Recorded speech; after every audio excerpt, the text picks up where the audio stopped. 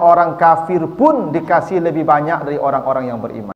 Makanya Bapak Ibu, urusan dunia ini jangan menghubungkannya dengan ibadah orang. Kadang kita ini sering Bapak Ibu ya, percuma saya rajin ke masjidnya. Batu tu apa tu tak ada tinggal masjid ini duit payah nampak tempohnya. Itu Bapak Ibu ya. Tak bisa dihubungkan begitu. Karena Allah memberi rezeki kepada manusia, kepada siapapun kata Allah, bighairi hisab, tanpa batasan apakah dia taat atau tidak. Karena Allah Maha Rahman, karena Rahman berlaku umum untuk semua di dunia, mukmin atau kafir. Kalau ketaatannya menjadi sebab orang rezekinya banyak, para nabi yang paling kaya, ibadahnya paling mantap. Kalau rezeki dikaitkan dengan ketaatan, orang kafir mati kelaparan semua. Tapi tidak, para nabi hidupnya susah, orang kafir hidupnya mewah, tenang.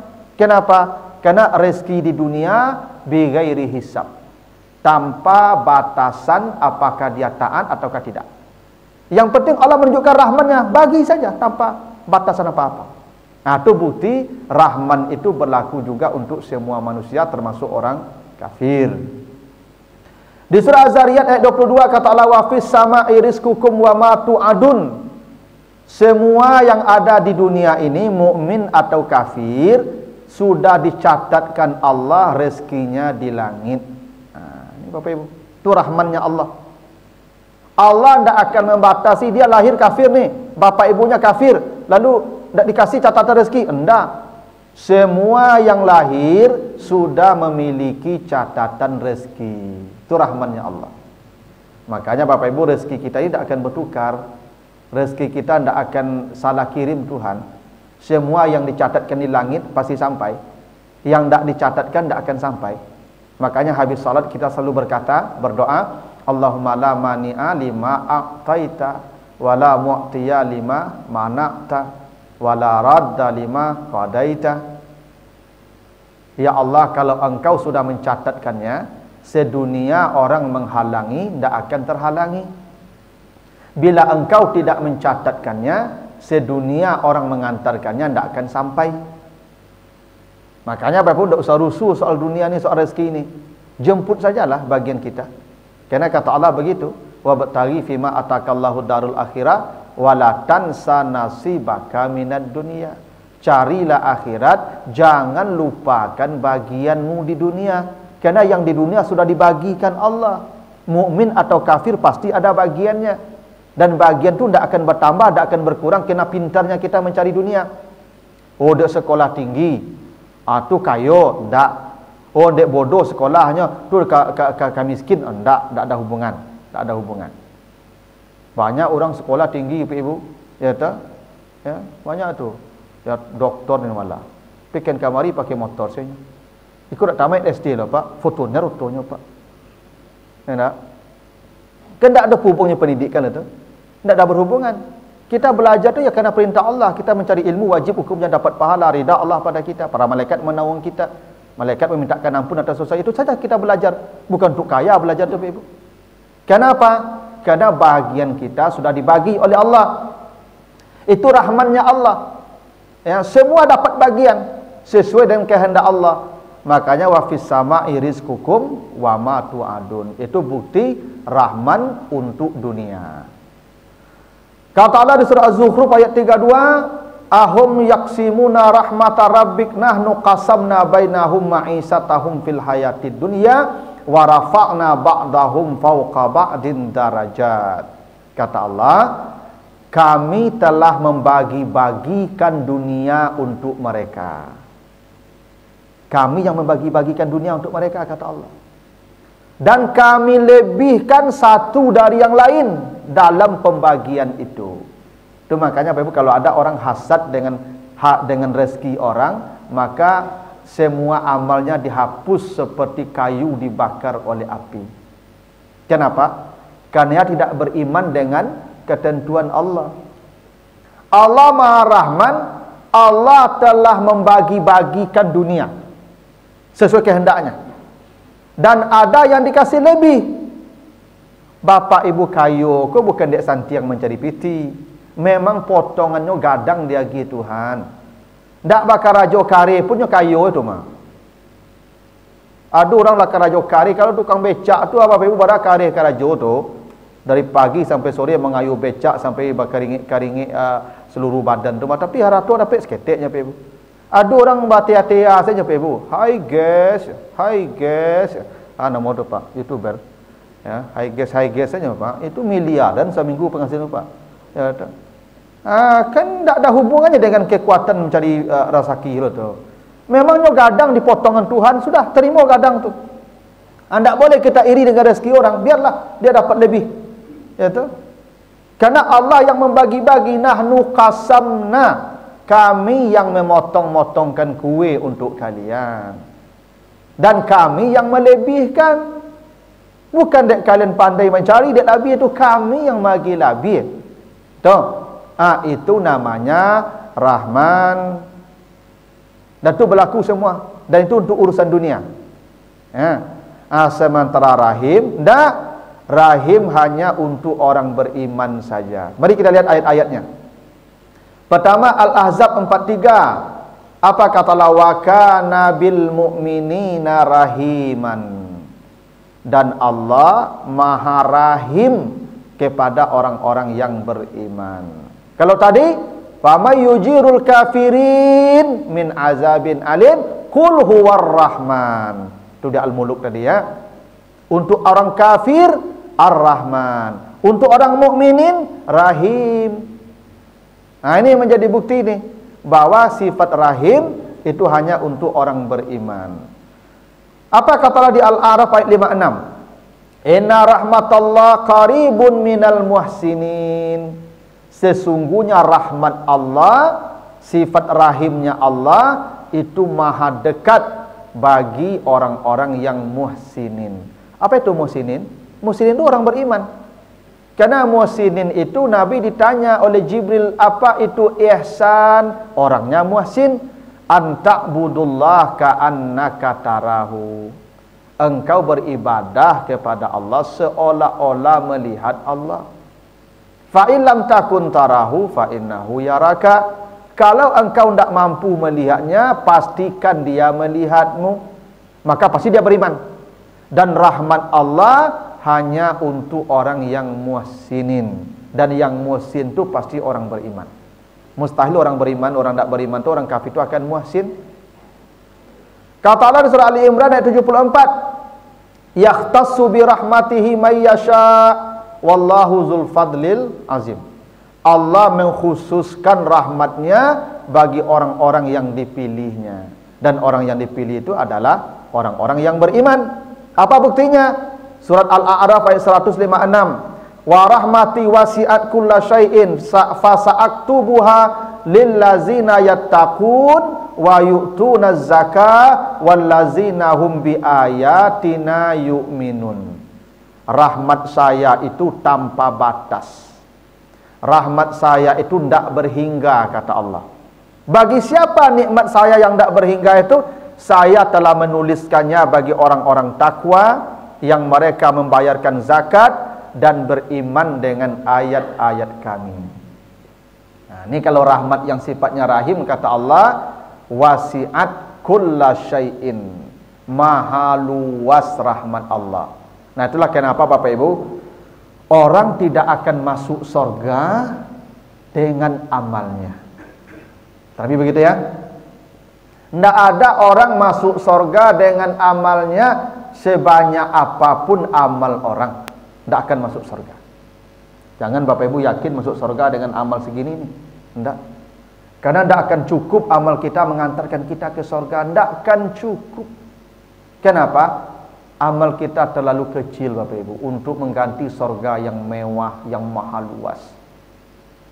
Surga itu Bapak Ibu, kata Nabi, la nasifu ahlil jannati khairum minad dunya wa ma fiha. Sapu tangan penduduk surga saja, sapu tangannya lebih dari nilai dunia dan isinya. Ini baru sapu tangan, belum tempat tidurnya, ya Pak, belum istananya, belum lagi yang lain-lainnya, makan minumnya. Sapu tangannya saja tidak bisa dinilai dengan dunia dan isinya. Tidak akan cukup amal kita mengganti surga itu. Bahkan kata Nabi, saya pun tidak akan masuk surga dengan amal saya.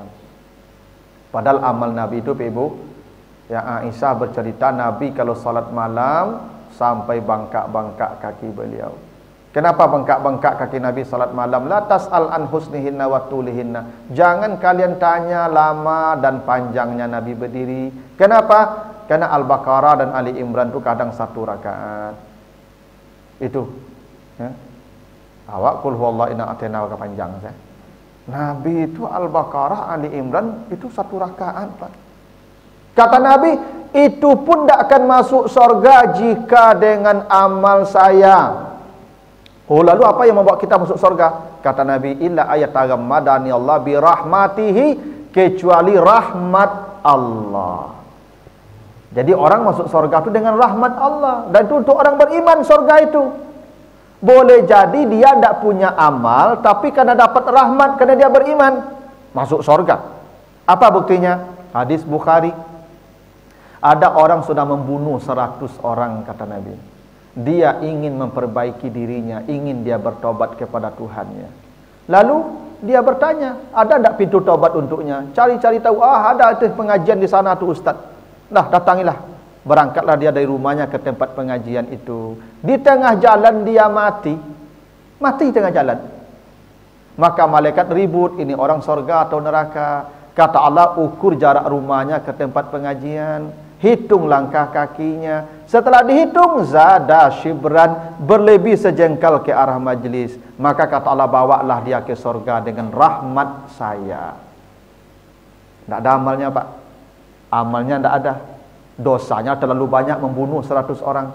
Tapi dia sudah mendatangi rahmat Allah. Di mana rahmat Allah? Di tempat pengajian. Di situ rahmat Allah tercurah.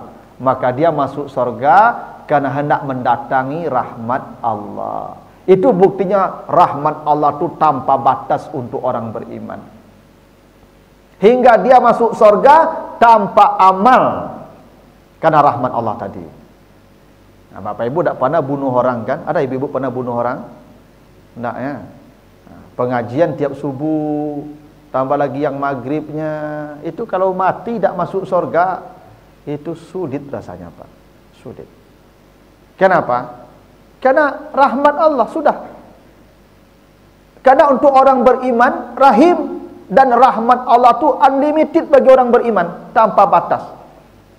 Ya, hingga dia masuk surga tanpa amal sekalipun, kalau dia dapat rahmat dari Allah. Dan surga itu, Pak Ibu, sekecil-kecilnya surga. Nanti kata Nabi, orang terakhir yang masuk surga dari orang beriman, orang terakhir yang masuk surga, kan para pendosa masuk neraka dulu. Nah, yang terakhir masuk surga itu yang terakhir keluar dari neraka, dari orang beriman. Walaupun imannya sebesar zarah, keluarkan kata Allah. Yang imannya sebesar zarah itu, nanti dia masuk surga terakhir, diberikan wilayah di surga itu 10 kali lebih luas dari wilayah Nabi Sulaiman. Dan surga itu sadonya ame, sadonya Ibu. Itu 10 kali lebih luas dari wilayah Nabi Sulaiman. Untuk siapa? Ya untuk orang beriman. Itu buktinya surga apa? Rahmat Allah itu maha luas, tanpa batas untuk orang-orang yang beriman. Bahkan nanti Bapak Ibu ada sebuah hadis, nanti orang beriman itu dapat syafaat karena keimanannya. Kata Allah kepada para malaikat ketika masuk surga, ketika dilemparkan ke neraka, cari semua orang yang ada iman di hatinya walaupun sebesar zarah, angkat dia bawa ke surga. Kenapa? Dia dapat syafaat karena keimanan dia. Itulah kenapa sifat rahim itu untuk akhirat, dan itu untuk ya berlaku untuk orang-orang beriman saja. Nah, terakhir Bapak Ibu, coba baca nanti surat Yunus ayat yang ke-57 58. Apa kata Allah? Ya ayyuhan nas qad ja'atkum mau'izatum mir rabbikum wa shifaa'un lima fis sudur wa hudaw wa rahmatun lil mu'minin. Hai manusia, telah datang kepadamu mau'izah, pelajaran, wa shifa', obat, wa hudan, tuntunan, wa rahmat. Tapi kalau rahmatnya lil mu'minin. Kalau mau'izah linnas, hudan linnas, shifa linnas, tapi kalau rahmatun lil mu'minin. Jadi Al-Qur'an ini Ibu, Salah satu fungsinya rahmat. Dan rahmat Al-Quran kata Allah khusus untuk orang beriman. Karena rahmat Al-Quran terkait dengan rahmat Allah, rahimnya Allah. Ya. Nah, itu makanya Al-Quran memberikan pertolongan hanya untuk orang beriman. Apa kata Nabi? Iqra'ul Quran fa innahu ya'ti yaumal qiyamati syafi'an li ashabi. Bacalah Al-Quran, karena Al-Quran itu akan memberi syafaat bagi pembacanya mulai dari kematiannya sampai nanti hari kiamat. Bagi siapa? Ya, pembacanya orang beriman. Kata Nabi, suratun minal Quran, ya salasuna ayat tasfa'u li sahibiha hatta yufaralahu. Ada satu surat dalam Al-Quran jumlahnya 30 ayat. Kalau dia baca, maka dia mendapat syafaat dan akan diampuni semua dosa-dosanya. Apa yang 30 ayat itu kata Nabi? Tabarakallazi biyadihil muluk. Bacalah surat Al-Muluk. Itu untuk siapa? Untuk orang beriman. Karena rahmat Al-Quran itu di akhirat setelah mati. Rahimnya itu dapatnya bagi orang beriman. Makanya nanti kata Nabi, penduduk sorga sebelum masuk sorga diberdirikan dulu di depan pintu sorga. Wasikallazina taqaw rabbahum ilal jannati ya zumara hatta iza ja'uha wa futihat abwabuha. Itu dah ada dialog dulu. Apa dialognya di depan pintu sorga itu? Iqra waratil kama kunta turatil fid dunya. Hai para penghuni sorga, sebelum kalian masuk ke sorga, baca dulu Al-Quran yang dulu pernah kalian baca. Bapak Ibu nanti kalau masuk sorga, itu semua insyaAllah masuk sorga ya. Nanti depan pintu sorga itu disuruh baca Quran dulu. Baca Al-Quran yang dulu kau baca. Lalu naiklah setiap satu ayat satu sorga. Alif Lam Mim, satu sorga. Zalikal kitabul la raiba fihi hudal lil muttaqin. Sorga lagi, naik lagi. Sampai kata Nabi, akhir sorgamu berhenti di akhir ayat yang kau baca sebelum meninggal dunia. Wa akhiru manzilatika fi akhiri ayatin takra'uha. Sorgamu akan berhenti di ayat terakhir yang kau baca. Bapak Ibu kalau baca Al-Quran 1000 ayat, stop level 1000. Baca 2000, stop di level 1000. Kan sorga tidak sama, sama kayak hotel tuh. Hotel tuh kan tidak sama kamarnya Ibu. Sama tidak biaya nilai kamarnya hotel tuh Ibu? Tidak lah. Apa yang membedakannya? Ya bayarannya lah. Kalau bayarannya tinggi, mahal pula, itu mewah pula fasilitasnya. Sorga juga begitu. Apa yang menentukan level sorga orang? Quran.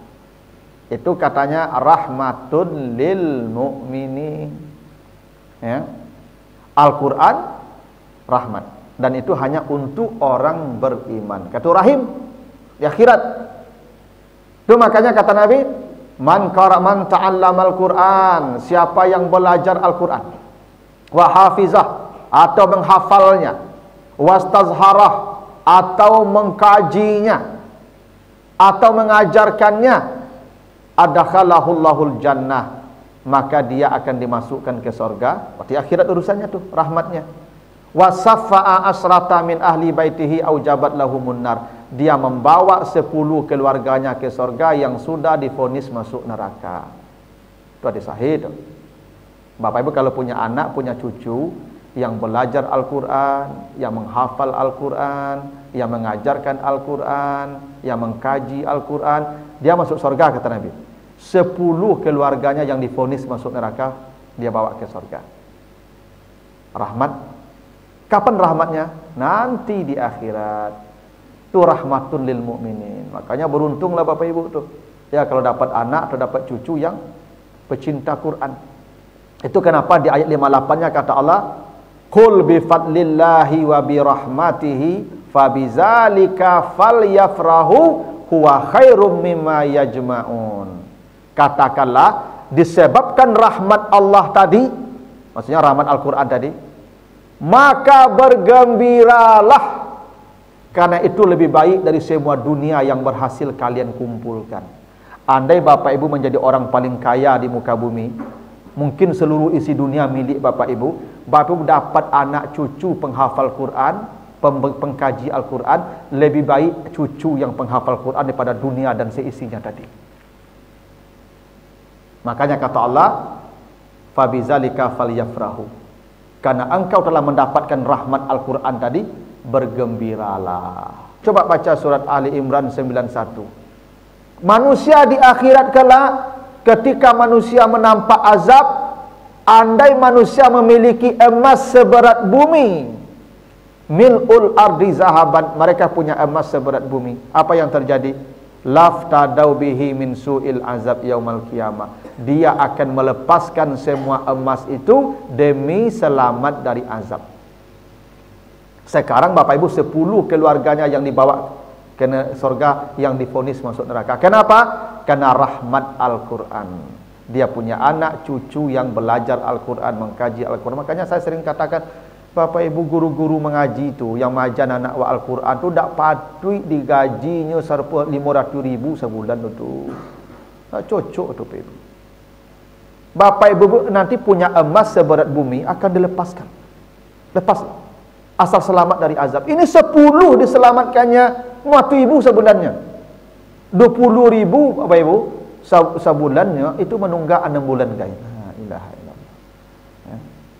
Nah, padahal tidak ada rahmat yang paling layak kita bergembira, kata Allah, karena rahmat Al-Quran. Kapan rahmat Al-Quran? Nanti yaumal qiyamah. Nanti di hari kiamat.